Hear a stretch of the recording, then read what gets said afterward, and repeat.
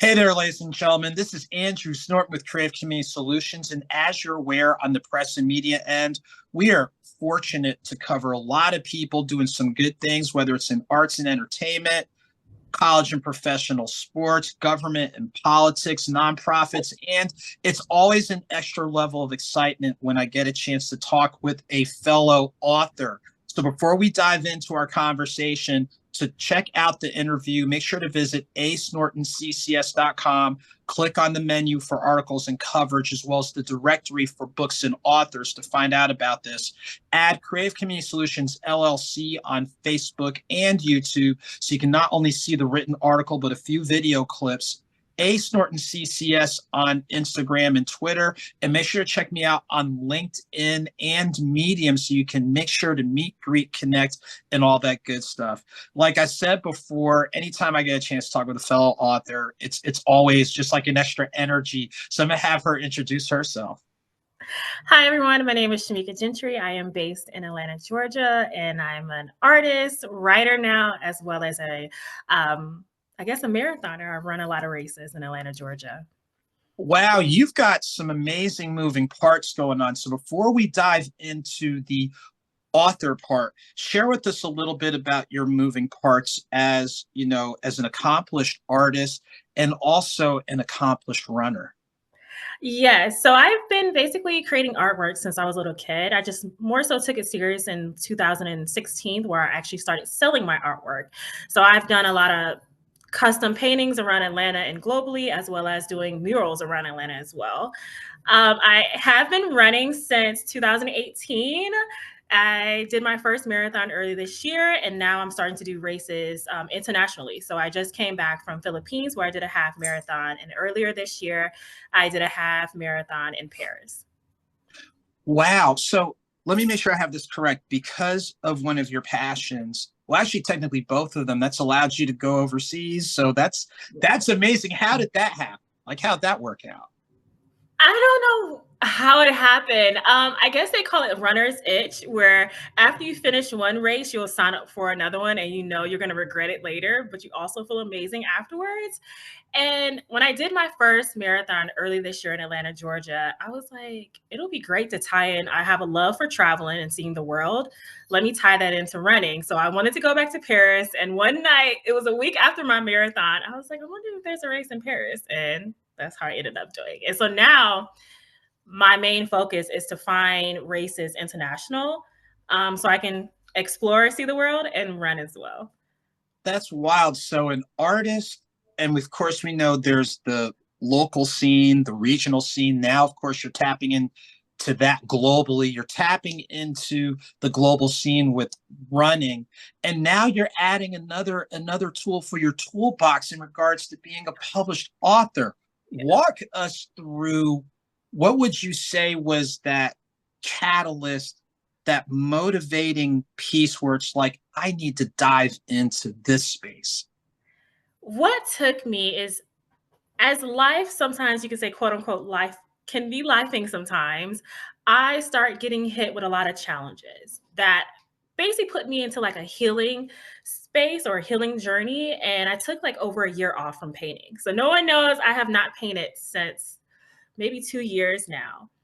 And I started seeing a lot of people on social media talk about their healing process and how there are some good days and some bad days. And that's when I started realizing like healing is not linear. It's not a straight line. Like you have to enjoy the good moments. And you also have to enjoy the bad moments. Like it's okay to have a bad day, but don't let it affect more than a bad day, or just enjoy the journey. So one day I was at a cafe journaling and I was like, you know what? I need to get back to my passion for artwork, as well as like let people understand that there is hope on the other end, even through your healing process. And that's how I came up with the coloring book. I wanted to use my own artwork. So all the artwork within this coloring book is my own. I painted it. And I wanted to add affirmations just to remind, especially women, of course, Black women, that they are loved, that don't be afraid of the dark side of your healing process. Understanding that when you get through your healing process, you're going to be a new person, and embrace it. Wow. And that's amazing. First off, like you said, you kind of already had the concept, you already had the work, because like you said, you're using your artwork. So that's another vehicle for people to see, oh, this person is really an accomplished artist. And you made a good point regarding the healing process where you said it is not linear. I don't know who came up with that line, but it's kind of like circles, squares, octagons, Yeah. hexagons. And when Um, you think you're over it, you'll have a day when you get triggered and now you feel like, oh, I'm not really healed. Like, no, you are healed. Just understanding your triggers and understanding how can you get overcome them. Yeah, I don't know why some people think it's linear. I guess it's not.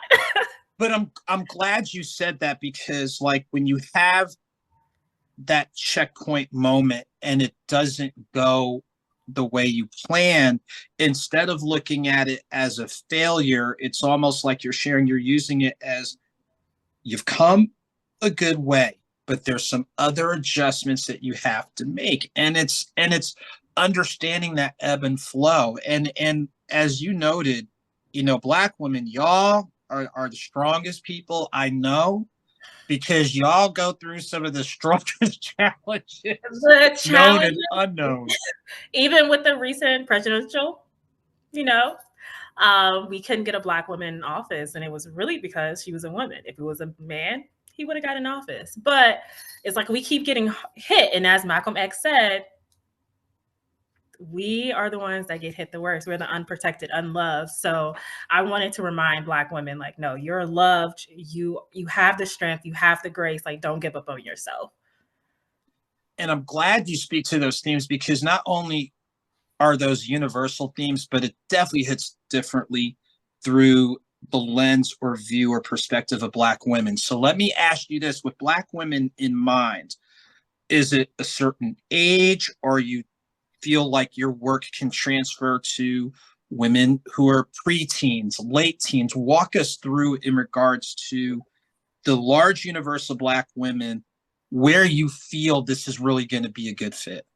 So luckily, my coloring book targets all ages, from you could say someone who's 5 all the way until you're an elderly, because we all face challenges based on our age group. There are some people that are facing hard times in high school. There are some my age, I'm 35, that are experiencing. There are some that are mothers. I'm not a mother yet, but you're having experience. So within my coloring book, there are 3 chapters. It's one, motherhood and birth, and then it transitions to self-love, and then it transitions to new self. So you're blooming, you're becoming a new person. And within each chapter, you're seeing, like, you'll see a child, you'll see you could say an animal, but that also represents motherhood, or you just being a child yourself. So I wanted it to encompass all ages.